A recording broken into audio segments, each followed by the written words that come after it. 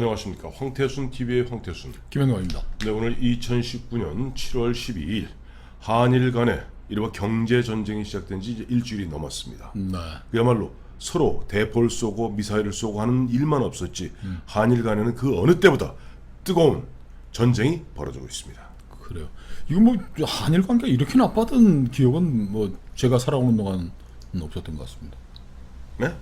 한일 관계가. 살아오신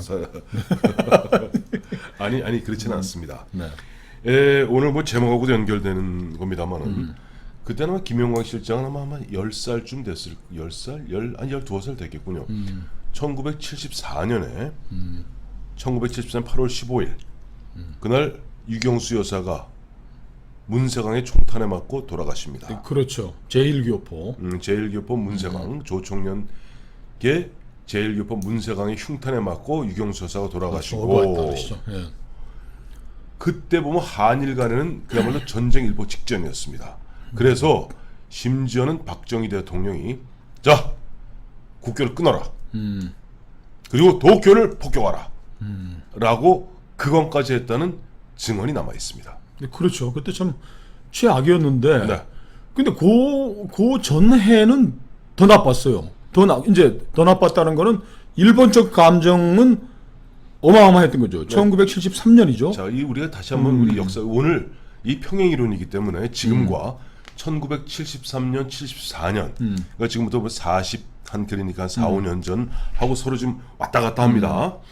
1965년에 우리가 국교 정상화하죠. 네. 그로부터 8년 후인 1973년 8월에 당시 대통령 후보로 나왔던 야당 정치인인 김대중 씨가 DJ가 동경에서 납치되어서 한국으로 오게 됩니다. 중앙정보부에 의해서 도쿄 네. 한복판에서 납치가 된 것이죠. 그렇죠. 그게 이제 그 일본으로서는 완전한 주권 침해니까 그렇죠. 남의 나라에 그 특공대가 와가지고서 자국 내에 있는 저 한국의 유력한 야당 지도자를 납치해가지고 끌고 가버렸으니까. 네. 그리고 이 그 납치 뭐 그 이후에 밝혀진 것이지만 이우락 중앙정보부장의 결단하에 결단은 무슨 결단? 그냥 결단은 뭐 좋은 거 할 때 결단이라고 그러잖아요. 그럼 음모해.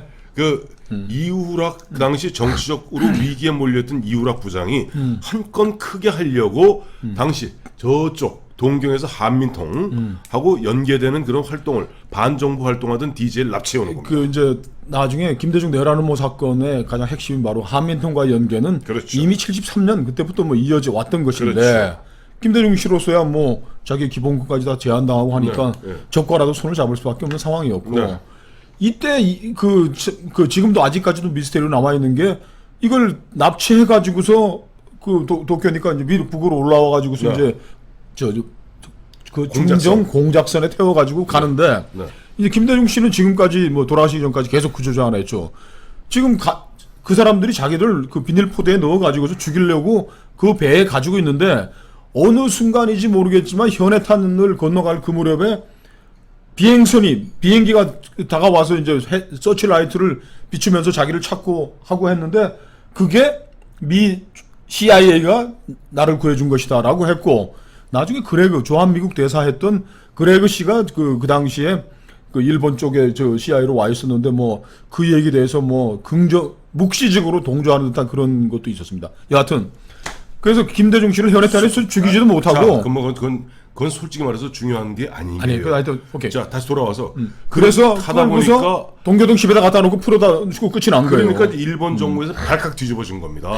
그러니까 일본 자기네 도쿄에서 데려갔으니까 그 다음에 한일 간에 뭐 그야말로 감정이 격할 때 당시 국무총리였던 김종필 총리가 그 일종의 진사라고 그러죠. 그래, 진사. 진정시키고 좀 사과하는 진사 특사로 당시 JP가 일본으로 날아가서 다나카 수상한테 고개를 조아리고 뭐 그런 가운데 유야무야돼서 1년이 끝났고 김대중에 대한 그 납치 사건에 대한 수사가 사실상 종결되는 그 시점이 바로 8월 14일이고 8월 15일 날 일본에 공식 통보를 한 거죠. 자, 니들이 제기한 의혹들 중정 뭐 요원들이 했다 뭐 이런 것들에 대해서 수사는 끝이다 땡 치려고 했는데 다음날 유경수 여사가 하니까 자, 일본은 일본대로 봐라 이렇게 된 것이고 그다음에 우리가 왜 사과해? 그리고 굳이 따지자면 그게 우리 일본 사람이 한 거야?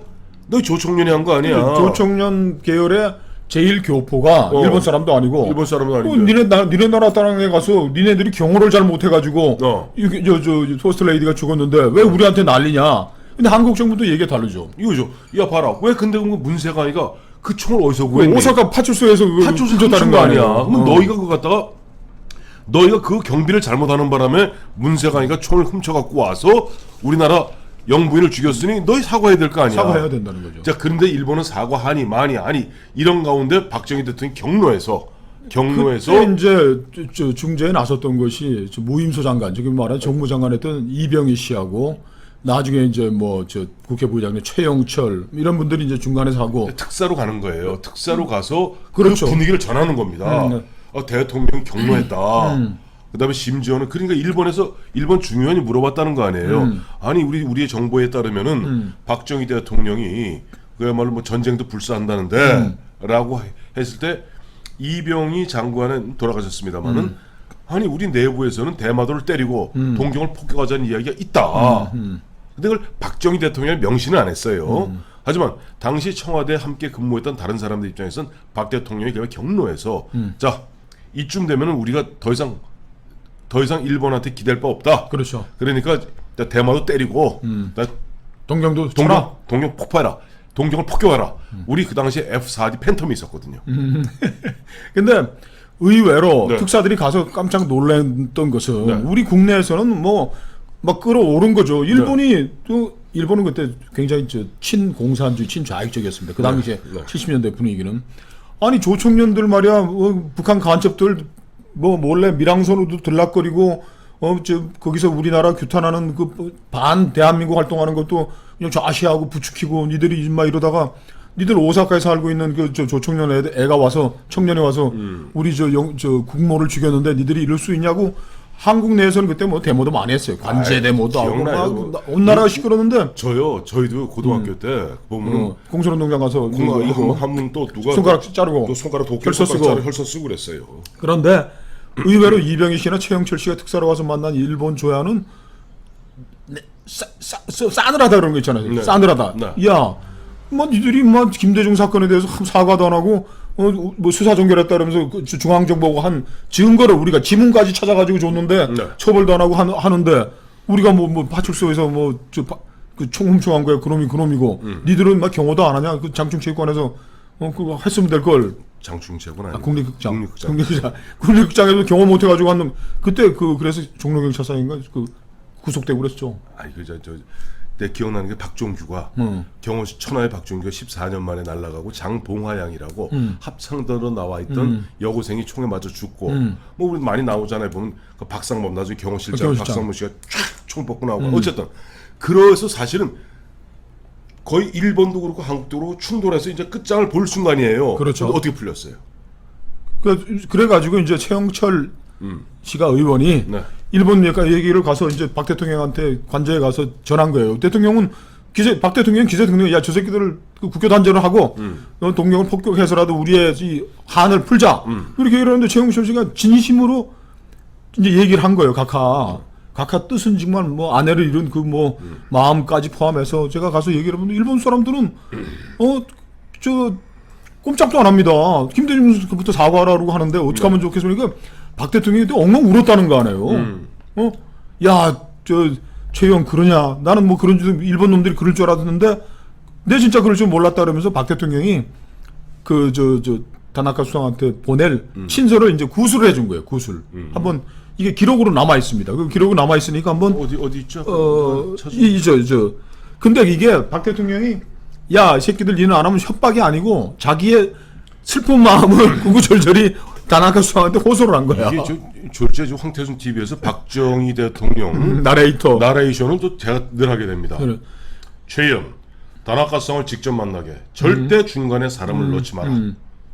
그러면서 박 대통령은 다나카에게 보낼 한 통의 편지를 구술했다. 눈물이 밴 호소문이었다. 여기서부터 이제 박정희 대통령이 구술한 내용입니다. 이게 이제 그 교착 상태를 푸는 눈물의 편지가 되는 거죠. 내가 삼선 개헌을 하겠다고 할 때 야당보다도 반대한 것은 금이라는 것은 이경수 여사, 그녀란 뜻입니다. 내가 삼선 개헌을 하겠다고 할 때 야당보다도 반대를 한 것은 금이었다. 나는 절대 빈곤을 퇴치하고 나라 기반이 설 때까지 욕을 먹더라도 내가 끌고 가야 한다고 했지만 그래도 금이는 반대였다. 우리 가정의 가장 노릇을 해야 할 게 아니냐고 했다. 내가 가장으로 금이에게 해준 것이 무엇인가? 아무것도 없다. 그런데 금이가 내 대신 흉탄해 갔다. 대통령이고 남편인 나의 입장과 체면을 보더라도 일본 정부는 그럴 수는 없는 것이다. 그래서 이제 최영철 특사가 네. 이 이제 편지를 들고 이제 다나카 이제 최측근을 만난 거예요. 동경에 가서. 네. 수상관적. 그랬더니 그 새벽에 다나카가 맨발로 나와가지고 네. 박 대통령이 친서를 보내서 교착 상태를 해쳐가는 거 보고서 이 가슴 아픈 야 니들이 나를 이렇게 괴롭힐 수가 있냐라는 그 호소에 마음이 변해가지고 야 이렇게 무작정 끌고 갈 수는 없다. 그래가지고 이제 진사 사절단을 파견해 준 것이죠. 여기 최영철 돌아가신 최영철 의원의 증언에 따르면 다나카는 가운 차림으로 밀사를 맞았다. 박 대통령의 메시지를 충분히 전달받은 다나카는 고개를 한번 끄덕였다. 쇼치. 승지란 뜻. 알았다. 승지 알았다. 쇼치. 끝내자. 끝내자. 그래가지고 이제 그 진사 사절단의 대표로 온 것이 그 시나 S 사부로 네. 이제 자민당 부총재였는데 네. 이 자민당 부총재가 누구냐? 한일 국교 정상화했던 당시에 외무장관이었던 거예요. 그렇죠. 그러니까 자 65년 해방 이후 20년 만에 한일 국교 정상화를 해냈는데 네. 이걸 9년 만에 깰 수냐 있겠느냐라는 일본 정부의 판단하에 네. 시나 S 사부를 보냈고 거기 네. 쫓아온 뭐 쟁쟁한 사람들이 있잖아요. 있죠. 그 시인하는 8.15 총격 발생 한 달 남짓 지난 9월 19일, 9일 그것도 또 9.19입니다. 9.19 서울에 왔다. 스보카와 가네마루 신, 아네마르도 나중에 네. 총리했죠. 예, 우노, 우노. 나카무라 등 의원과 오자마자 유교사 묘를 참배했고 다음 날인 20일 시나 일행은 박정희 대통령을 만난다. 그리고 다나카 친서를 전달했고 진사하고 그날은 박정희 대통령이 어마어마하게 박살을 낸 모양이에요. 정말 그 한을 다 풀어낸 거야. 그렇죠. 박정희 대통령은 뭐 아시다시피 일제시대 때 대구 사범 나오신 분 아니에요. 또 뭐 만군 장교도 하셨지만은 일본 육군 상관학교에서 공부를 나오고 했고. 그러니까 막 해서 울분을 터뜨리며 일본의 무례를 갖다가 막 꾸짖었답니다. 그래서 이제 청와대를 떠나면서 그 시나가 당시 정무장관 무임소 장관 이병희의 부축을 받을 정도로 몸이 휘청거렸고 그래서 평생 먹으려고 오늘 다 먹었다. 그때 이병희한테 그랬던 얘기가 시나가 내 평생 이런 모독은 처음이요. 그 지금 한일 경제 전쟁, 네. 한일 전쟁이라고 할 만큼 벌어졌는데 네. 특사 이야기도 나오고 네. 해결책이 하나겠지만은 네. 이런 그 진정 어린 네. 그 뭐 문재인 대통령의 고민도 있을 거 아닙니까? 문 대통령은 지난해 10월에 있었던 대법원 판결에 대해서 네. 사법부의 일에 대해서 나는 관여하지 못한다면서 지금까지 9개월 동안 수수방관한 거 아닙니까? 근데 우리 주호영 의원 얼마 전에 나와서 얘기했잖아요. 이게 뭐야? 사법 자제의 자제의 원칙. 원칙은 그건 국제 규범이랍니다. 그렇죠. 그러니까 생각해 보세요. 프랑스도 법원이 있고 독일도 법원이 있고 각자 나라마다 법원 다 있어요. 여기서 우리 법이 우선이다고 주장하기 시작하면 난장판이 됩니다. 미국 같은 경우는 이런 예를 들더라고요. 미국이 이제 중국과의 국교 정상화하고 네, 네, 이제 대만에 대해서는 이제 뭐 여러 가지 특혜들을 이제 뺏어 올 거 아닙니까? 네, 네. 뭐 최국 대여도 뭐 없애고 뭐 네. 대사관도 철거하고 그래서 야당이 그 당시에 70년대겠죠. 네. 야당이 이거는 안 된다. 네. 그렇게 했는데 미국 사법부가 그걸 받아들이지 않았다. 심의를 하지 않았다는 거예요. 네. 자, 지금 한일협정에 대해서 한일협정은 분명하게 지금 그 규정을 하고 있습니다. 네. 읽어드리겠습니다. 한일협정 제2조. 네. 양체약국 조약을 체결하니까 한국과 일본은 일본은 한일 및 국가 네. 및 네. 그 국민 간의 청구권에 관한 문제가 네. 완전히 그리고 최종적으로 해결된 것임을 확인한다고 한 거예요. 네. 그러니까 국가와 개인과 개인 간의 청구권의 문제는 이걸로 65년에 좀 무상 3억 불 뭐 이래 해갖고서 땡. 소멸도 땡이라고 했는데 여기에 대해서 우리 대법원이 개인이 일본 정부에 청구하는 것은 우리가 뭐 그때 소멸된 건 아니라고 얘기를 하니까 문제가 됐는데 이거에 대해서 외교적으로 해결해야 될 문제에 대해서 지금 뭐 기업인들 뭐 불러가지고 얘기한다고 될 일이 아니고 문재인 대통령이 이 문제에 대해서 어떤 답을 가지고 특사한테 지워줘야지 해결이 되는 것이 다른 건 소용이 없다. 지금 한일 의원연맹이고 그 일본 대표적인 일본 통하는 강창일이요. 강창일 제주도 강창일 의원이 일본에서 이번 박사하겠습니다. 네, 네. 이런 얘기를 했어요. 특별법을 제정해서 우리라는 건 뭐 의회와 민간이 재단을 만들고 한국 정부가 돈을 내야 된다 이렇게 얘기를 한 겁니다. 그러니까 1965년에 관한 청구권에 관한 약속, 외교적 약속을 깨면은 안 된다라는 게 강창일 의원 지금 집권 여당의 중진 의원의 이야기인 것이에요. 그건 그 강창일 의원은 문재인 대통령과 친문들이 봐서 적폐입니다. 왜냐하니까 그 비슷한 것이 박근혜 대통령 때 만들었던 치유재단 아니에요. 일본이 어쨌든 일본 당시 총리가 저 서면으로 사죄의 뜻을 밝히는 가운데 10억 엔, 우리 돈으로 100억 원을 갖다 구성해서 치유재단을 만들었잖아요. 그러니까 그거 없앴잖아요. 그러니까 그 치유재단을 보는 것도 일본이 반대가 뭐 찬성이 80이라 우리는 반대가 80이란 말이에요. 네. 그건 그야말로 컴프로마이즈 절충해야 될 문제지. 네. 어느 한쪽이 밀어붙여서 이건 좋고 저건 나쁘다. 그걸 국민 여론에 붙이면 언제 답이 나오겠습니까? 그리고 오늘 네. 한국 NSC죠. NSC에서 뭐 아이디어라고 하나 내놨어요. NSC 의장이 대통령 아닌가요? 그럼 대통령이죠. 의장이 돼서 이걸 뭐 해결책을 내놨는데 이것도 뭐 일흥 네. 의미는 있는 것 같아. 자, 일본이 전략 물자, 네. 저 에칭가스, 저 불화수소 세 개. 같은 북한 반출 가능성 때문에 네. 그걸 우리한테 판매하는 걸 금수하겠다고 하니 이거를 국제기구에 조사를 의뢰하자. UN 제재위원회라든지 해가지고 한국이 그런 북한에다 불법으로 뭐 빼돌리지 않고 했으면은 네. 니들이 그 금수한 거 해제하라고 하는데 그거는 상처난데 아까진기라고 말하는 거죠. 이거 뭐 바르는 것뿐이지 징용 문제 배상에 관한 우리 정부의 입장이라는 게 밝혀지지 않은 거 아닙니까? 여기서 우리 대한민국 그러니까 강경화 장관 저 어디가 있노? 아프리카 놀러 가. 강경화 장관 어디가 있노? 누구 가이드하러 간 거예요, 그 양반? 강경화, 네 어디가 있노? 보소. 지금 보세요. 이게 보면 이게 좀 NSC에서 어느 멍청이들한 얘기인지 모르겠지만 반출 가능성을 갖다가 일본 정부 당국자가 공식으로 얘기한 적 있습니까? 그렇죠. 잘 보세요. 반출 가능성은 자민당 간부 등등이 언론에 흘리는 거고 이건 연막에 불과합니다. 자기들의 어떤 속내를 감추기 위한 그리고 공개적으로 나온 이야기는 책임 있는 당국자 얘기는 한국과 일본 간의 신뢰가 흔들려서 이렇게 돼 있어요. 그렇죠. 신뢰가 흔들렸다 그랬죠. 언제 반출 가능성 그러니까 상대방이 여기 보면 연막탄 피우는 거고 그 연막탄 그래 그렇죠. 연막탄 제거하겠다는 거밖에 안 되는 거죠. 그러니까 그거 징용 문제 배상 문제에 대한 니들의 변화된 입장을 내놓으라는데 뭐 여기 뭐 딴 얘기 어디 가가지고 연막 피우는 데가 그래서 이건 사실이 아니니까 이게 사실로 밝혀지 우리가 안 했으면 밝혀주면 끝내자라는 게 말이 되는 또 거예요. 하나 야 NSC 멍청이들아 야 NSC 멍청이들아 야 강경화 정우영이 너 그 정우영이 지금 보면 일본이 계속 우리한테 요구하는 게 뭔 줄 알죠.